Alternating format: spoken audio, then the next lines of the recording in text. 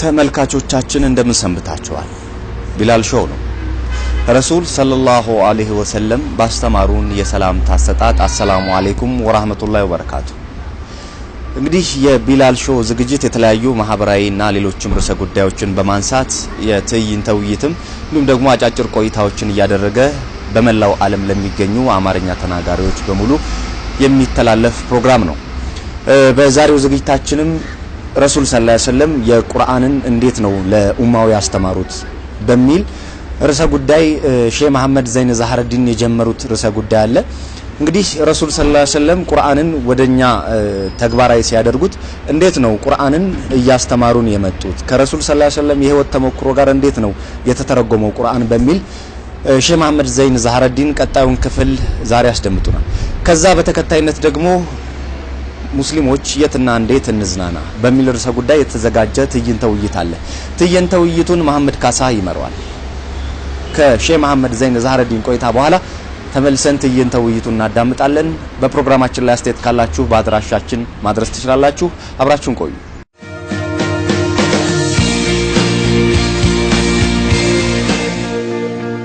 ቢስሚላህ ወሰላቱ ወሰላሙ ዐላ ረሱሊላህ ሰለላሁ ዐለይሂ ወአሊሂ ወሰህቢሂ ወሰለም አጅማዒን። ቁርአን ያልዳሰሳቸው ነገሮች የሉም ማለት ይቻላል። ቁርአን ለሰው ልጆች የሚጠቅሙ ነገሮች ሆነው ያላወሳቸው ያላመለከታቸው በግልጽ ያላብራራቸው ጉዳዮች አይኖሩም። ያው የሚረዳ ይረዳል፣ ያልተረዳ አልተረዳም። ጭራሽስ ምኑንም ያልሰማ ሰው አለ አይደል? ነገር ግን የቁርአን መልእክቶች በዋነኝነት ከአምስት ርዕሶች አይወጡም ይባላል። አምስት ዋና ዋና ነጥቦችን አትኩሮ ነው ቁርአን አስተምሮቱ። አንደኛው ዒልሙል አህካም ነው። ህግጋቶችን ውሳኔዎችን የሚሰጡ አስተምሮቶች አሉ። መስረቅ ምንድነው? ዝሙት እንዴት ነው? ሽርክ ምንድነው? ሰላት መስገድ ምን ያህል ነው ደረጃው? እነዚህን ስርዓት የሚያስይዝና ውሳኔያቸውን የሚሰጥ ሰፊ ክፍል አለው። መግዛት፣ መሸጥ፣ መለወጥ፣ ማግባት፣ መፍታት፣ ማጥባት፣ መውለድ፣ ማሳደግ፣ ሌሎችንም ህግጋት በሙሉ ህግጋትን ነክ ነገሮች በቁርአን ውስጥ በሰፊው ይጠቀሳሉ። አያቱል አህካም እየተባሉ ይነገራሉ። ሁለተኛው የተሳሳቱ ቡድኖችን ለመመለስ ለነሱ ስህተት ማጋለጫ የሚሆኑና እነሱ ለሚያቀርቧቸው ማሳሳቻ ሐሳቦች መልስ የሚሰጡ የቁርአን አናቅጾችና ምዕራፎች ማአት ናቸው። ሁለተኛውን ክፍል ይዞ የሚገኘው ይሄው ነው። ሶስተኛው የአላህ Subhanahu Wa Ta'ala ጸጋዎችን የሚያስታውሱ የቁርአን አናቅጾችና ምዕራፎች አሉ። አራተኛ የአላህ Subhanahu Wa Ta'ala ቀናቶች እየተባሉ የአላህ ጠላቶች የደረሰባቸውን ቅጣትና መከራ የተወሰደባቸውን እርምጃዎች የአላህ Subhanahu Wa Ta'ala ወዳጆች ያሳለፉትን ፈተናዎችና ያጋጠማቸውን ድሎች እና ሌሎችንም ጉዳዮች የነካኩ የቁርአን ምዕራፎችና አናቅጾች አሉ። አምስተኛና መጨረሻው የሰው ልጆች ከሞት በኋላ ሊያጋጥሟቸው የሚችሉ ነገሮችና ሞት ምንድነው? ሞት ከየት ወደ የት የሚደረግ ጉዞ ነው የሚሉ ነገሮችን በሰፊው በቁርአን እናገኛለን። እነዚህን አምስት ዋና ዋና ጉዳዮች መነሻ አድርገው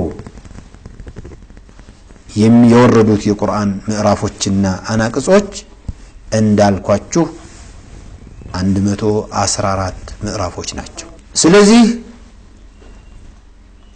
የሰው ልጆች በተለያዩ ህግጋቶች ላይ ተሳስተው መታየታቸው የህግጋት አናቅጾች መውረጃ ምክንያቶች ነበሩ። የተለያዩ ያመለካከት ስህተት ያላቸውና የእምነት ብልሹነት የነበራቸው ህዝቦች መኖራቸው ደግሞ የማስተካከያ አንቀጾች ለመውረድ ዋና ምክንያቶች ነበሩ። የአላህን Subhanahu Wa Ta'ala ጸጋዎች አለማስታወሳችን ወይም በጊዜው የነበሩ ሰዎችም አስታዋሽ አለመሆናቸው የአላህን ጸጋዎች የሚያስታውሱ የቁርአን አያዎች ለመውረድ ዋና ምክንያቶች ነበሩ። ከሞት ጋር የተያያዙ ነገሮችን ሰዎች በደንብ አለማስታወሳቸው ከሞት ጋር የተያያዙ የቁርአን አንቀጾች እንዲወርዱና የሰው ልጆችን እስከ መጨረሻ ድረስ እንዲያስታውሱ ዋና ምክንያቶች ነበሩ። ስለዚህ ቁርአን የሰው ልጆችን ጉዳይ በእነዚህ ዋና ዋና ርዕሶች ከፋፍሎ በሰፊው ያስታወሰ ነበረ ነው የምንለው። ቁርአን ተፍሲር ሲባል ምንን ያጠቃልላል? አንዳንዱ ቁርአን ተፍሲር ሲባል ዝም ብሎ ቃል በቃል መተርጎም የሚመስለው ሰው አለ። የቋንቋ ትርጉሙን ማወቅ የሚመስለው ሰው አለ። የቁርአን ተፍሲር ሲባል በጣም ሰፊና ከፍተኛ መልእክት ያለው ነገር ነው። ለዚህ ነው እንግዲህ ቁርአን ተፍሲር ላይ ዋና ዋና ሰዎች የቁርአን ተፍሲር ያቀራሉ ወይም የቁርአን ተፍሲር እየቀራሁ ነው ወይም የቁርአን ተፍሲር ያውቃሉ ሲባል ምንን ያጠቃለለ ሲሆን ነው? አንደኛ የቋንቋው የቃል በቃል ትርጉሙን መልእክቱን የአረበኛ ቋንቋ ተናጋሪ ከሆነ በአረበኛ ራሱ ካወቀ፣ የአረበኛ ተናጋሪ ካልሆነ ደግሞ በራሱ ቋንቋ የዚህ አረበኛ ንግግር ምን እንደሆነ ከተረዳ ማለት ነው። አንዱ የመጀመሪያው ክፍል ቋንቋን በተመለከተ የሚደረጉ መረዳት فهم اللغة። ሁለተኛው ደግሞ ናሲኽና መንሱኽ የሚባል በቁርአን ውስጥ ያለ ከፍተኛ ህግ አለ። ምንድነው? የተሻሩ ህጎችና የሚሽሩ ህጎች የሚባሉ የተሻሩ ህጎች ለምሳሌ ነብያችን አለይሂ ሰላቱ ወሰለም ሶላት መስገድ እንደጀመሩ የሚሰግዱት ካዕባን ፊት ለፊት አድርገው ከዚያ በኋላ ወደ ቤተል መቅዲስ ነበር። ወደ መዲና ከሄዱ በኋላ ሁለቱንም በአንድ አቅጣጫ ማግኘት አልቻሉም። ከሁለት አንዱን መምረጥ አለባቸው፣ ወይ ወደ ቤተል መቅዲስ ወይም ወደ ካዕባ። ቀደምት ነብያት ይሰግዱ የነበሩትና አቅጣጫቸው የነበረ ወደ ቤተል መቅዲስ ስለነበረ ወደ ቤተል መቅዲስ መስገድ ጀመሩ። 16 ወይም 17 ወር በዚሁ አሳለፉ። የነብዩ አለይሂ ሰላቱ ወሰለም ውስጥ ግን ምን ይፈልግ ነበር? ወደ ካዕባ መዞርን ይመኙ ነበር። አላህ Subhanahu Wa Ta'ala በግልጽ የውስጥ ሐሳባቸውን ሳይቀር ዘርዝሮ ወደ መካ መዞር እኮ ትፈልጋለህ قد نرى تقلب وجهك في السماء فلنولينك قبلة ترضاها فولي وجهك شطر المسجد الحرام ብሎ አላህ ወደ ካዕባ መዞር እንዳለባቸው ትእዛዝ ሰጠ። ይሄ የተሻረ እና ሻሪ አንቀጾች ተብሎ ይነገራል። ሌላው አንድ ቦታ ላይ ጠቅለል ባለ መልእክት ተነግሮ ሌላ ቦታ ላይ ዘርዘር ባለ ነገር የተነገራል። እነዚህን ሁለቱን ቦታዎች አገናኝቶ አንዱን ከሌላው ጋር ሳያጋጩ አጣጥሞ ማለፍ የቁርአን ተፍሲርን ማወቅ ያስብላል። እነዚህና መሰሎችን የቁርአን ተፍሲር ዋና ምንጭ ናቸው የሚባሉትን ነገር ያስፈልጋል። ለምሳሌ አንዳንዱ የሚሽሩና የሚሻሩ የቁርአን አንቀጾች ላይ ብዙ ጊዜ ማጣጣም እየተቻለ ብዙ የተፍሲር መጽሐፍቶች እንኳን ሳይቀሩ ናሲኽና መንሱኽ ናቸው የሚሽርና ተሻሪ አንቀጾች ናቸው ብለው በቀላሉ ማለፍ ይፈልጋሉ። የቁርአን አንቀጾች ሳይሻሩ በሁሉም አንድ ላይ ሁሉንም አንቀጾች ሳይጋጩ ማጣጣጥሞ መስራት እየተቻለ አንዱን ጥሎ አንዱን አንጠልጥሎ መሄድ አስፈላጊ አይደለም። ስለዚህ የናሲኽና የመንሱኽን ሥርዓት በሰፊው ማወቅ ከቁርአን መልእክቶች መካከል አንዱ ነው። ስለዚህ አንዳንድ ዑለማዎች እንደው ከቁርአን ውስጥ በትክክል ተሽረዋል መስራት ባሁኑ ሰዓት ፈጽሞ አይቻልም የሚባሉት የቁርአን አንቀጾች ከአምስት አይበልጡም ይላሉ ከአምስቶቹ ሌላ ወለው በጁዝእ በሲጥ በትንሽ እንኳን ቢሆን ከሚያጠቃልላቸው መልእክቶቹ መሐከል በተወሰኑት እንኳን ቦታ ላይ መተግበር የሚቻልባቸው እንጂ ሙሉ በሙሉ የተሰረዙ ማለት አይደለም ብለው እስከ መደምደም ደርሰዋል ብዙ ሰው የቁርአን አስተምህሮትን ሲያይ የናሲኽና መንሱኽን ጉዳይ ብዙ ሳይረዳ ዝም ብሎ ይገባበትና አለስማማለት ሲል አንዱ ናሲኽ ነው ሌላው መንሱኽ ነው ብሎ ዝም ብሎ ደፍጥጦት ያልፋል በቁርአን አስተምህሮት ውስጥ ወይም ቁርአንን ተፍሲር ተረዳሁኝ በማለት ውስጥ ከፍተኛ ሚና ያለው የቁርአን ምዕራፎችና አናቅጾች የወረዱበትን ምክንያት ማወቅ ከፍተኛ መልእክት አለው የቁርአን አንቀጾች የወረዱበትን ምክንያት በሰፊው አለመረዳት የሰው ልጆችን ጠቀሜታ በጣም ይቀንስባቸዋል እኔ እንደሚታየኝ የቁርአን ሰበብ ኑዙሎችን ማወቅ ብዙ ፋይዳ ያለው ቢሆንም ዋነኛው መልእክቱን ለመረዳት የሚሰጠው ጠቀሜታ በቀላሉ ሐሳቡን ከምን ጋር የተገናኘ ነው ብሎ ለመረዳት የሚሰጠው ጠቀሜታ አማራጭ የሌለው ነው እዚህ ላይ አንድ ሊነሳ የሚገባው ሰፊ ጥያቄ አለ በጣም ከባድ የሆነ ሁሉም ግን ሊያስታውሰው የሚገባ ለእያንዳንዱ የቁርአን አንቀጽ የወረደበት ልዩ ምክንያት አለው መልሱ የለውም ነው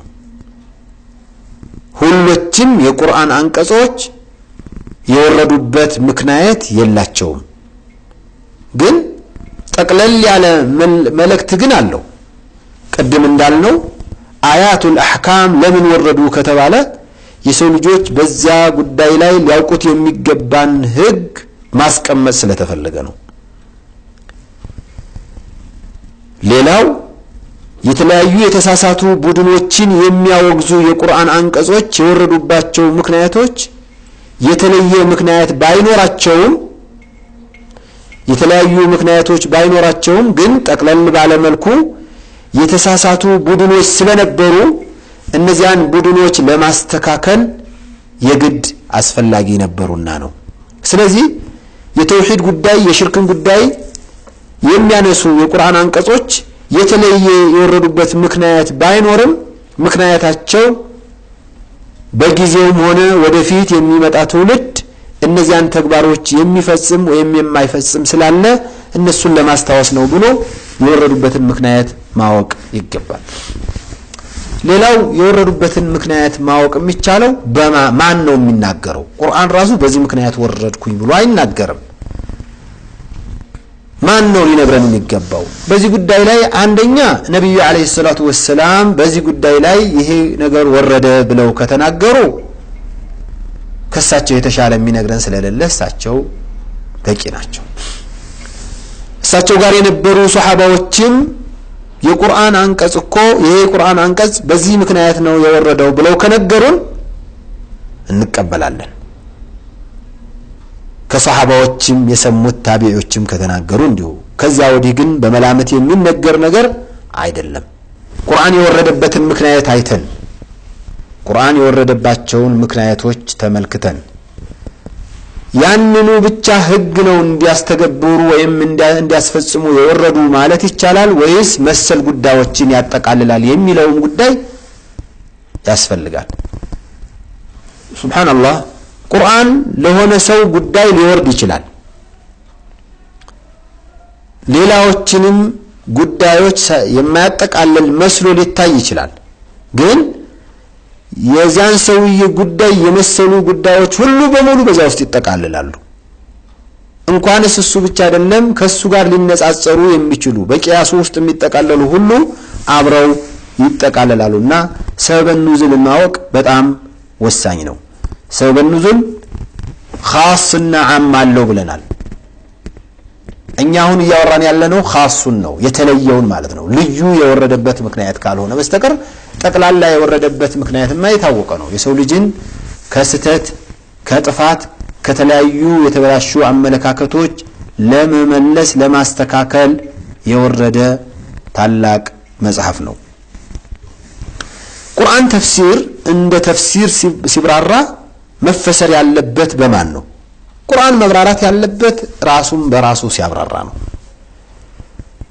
ስለ ቁርአን አንድ አረብ ተነስቶ ከሚናገር ቁርአን ራሱ በሌላ ቦታ ላይ አንድ ቦታ ላይ ጠቅለል አድርጎ ያስቀመጠውን ሌላ ቦታ ላይ ዝርዝሮ ቢያስቀምጥ ከተፍሲሮቹ ሁሉ የመጀመሪያው ጣራ ማለት ይሄ ነው። እሱ ካልተቻለ በነቢያችን አለይሂ ሰላቱ ወሰላም ሐዲስ የተብራራ ነው።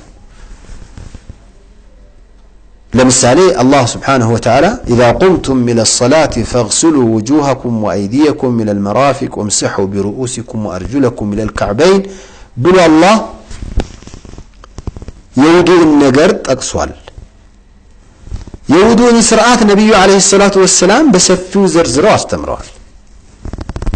በተለያዩ የቁርአን አንቀጾች ውስጥ ስለ ሶላት ይናገራል። አላህ የሶላትን ግዴታነትና ትልቅነት ያብራራል። ግን ሶላት ከመጀመሪያው ጀምሮ እስከ መጨረሻው ድረስ ሥርዓቱን በሰፊው ተርቲቡን አላስቀመጠም ቁርአን። ይህንን ታዲያ በሰፊው ያብራራልን ማን ነው ከተባለ የነብዩ አለይሂ ሰላቱ ወሰላም ሐዲስ ነው። ሁለተኛው የተፍሲር መሳሪያ ሐዲስ ነው። ስለዚህ ሐዲስ ያስፈልጋል።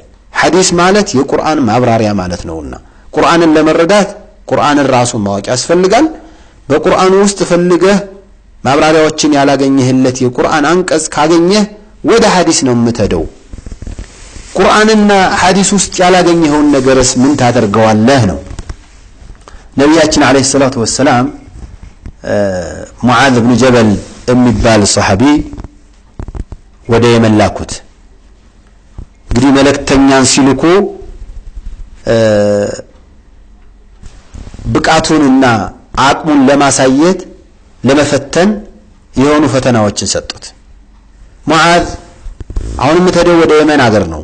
እዚህ አካባቢ ላይ እንግዲህ ብዙ ነገሮች ሊያጋጥሙህ ይችላሉ።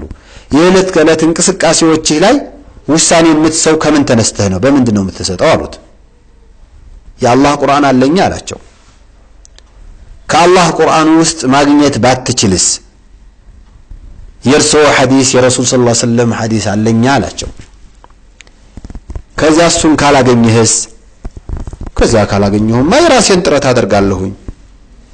ነብዩ አለይሂ ሰላቱ ወሰላም ምን እንዳሉ ታውቃላችሁ? አልহামዱሊላሂ الذي وفق رسول الله لما يحبه الله ورسوله ለአላህ Subhanahu Wa Ta'ala ምስጋና ይገባው አሉ። የመልእክተኛውን መልእክተኛ የሙሐመድን መልእክተኛ ሙዓዝን ለሚወደው እሱ ለሚወደውና መልእክተኛው ለሚወደው ያደረሰልኝ ለዚህ ያበቃልኝ አላህ ምስጋና ይገባው ነው። ቁርአንና ሐዲስ የተያያዙ ናቸው። ከቁርአን ያጣኸውን መልእክት ወዲያውኑ ወደ ሐዲስ ነው መሄድ ያለብህ። እንደውም ቁርአንና ሐዲስ እኮ እኩል ናቸው። ልዩነቱ ይሄ ቃሉን በማንበብ አጅር ይገኝበታል፣ ይሄኛው ቃሉን በማንበብ አጅሩ አይገኝም ነው። ይሄንን በማዕናው ማውራት ይቻላል፣ ቁርአን ግን በማዕናው ማውራት አይቻልም። ቃሉ እንደወረደ ማንበብ አለበት ነው። ከዚያ ውጭ መልእክታቸው ክብደታቸው እኩል ነው። ኡቲቱል ቁርአነ ወሚስለሁ ማዐህ ነው ያሉት ነብዩ ሰለላሁ ዐለይሂ ወሰለም። ቁርአንን ተሰጥቻለሁ፣ ቁርአንን የሚመስል ደግሞ ሌላም ተሰጥቻለሁ ሐዲስ ማለታቸው ነው። ስለዚህ ሐዲስ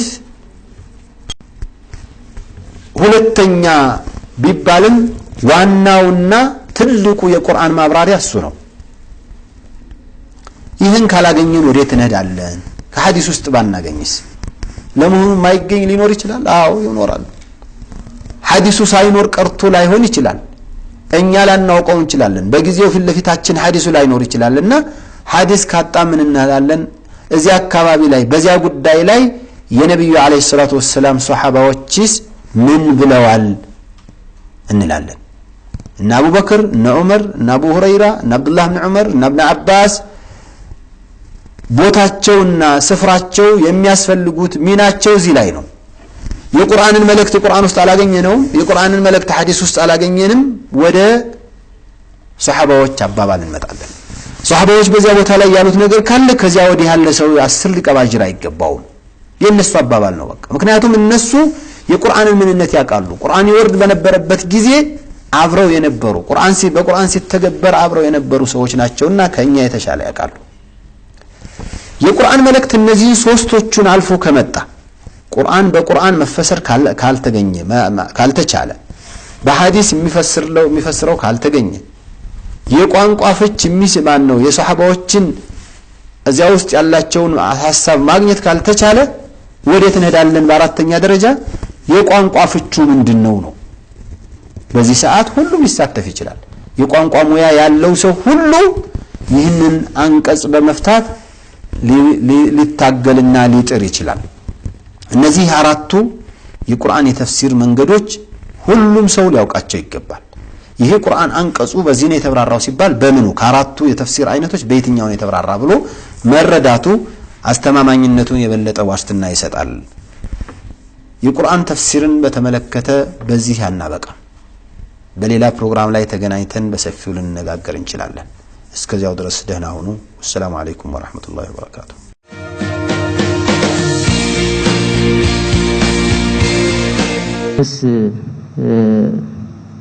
መዝናናት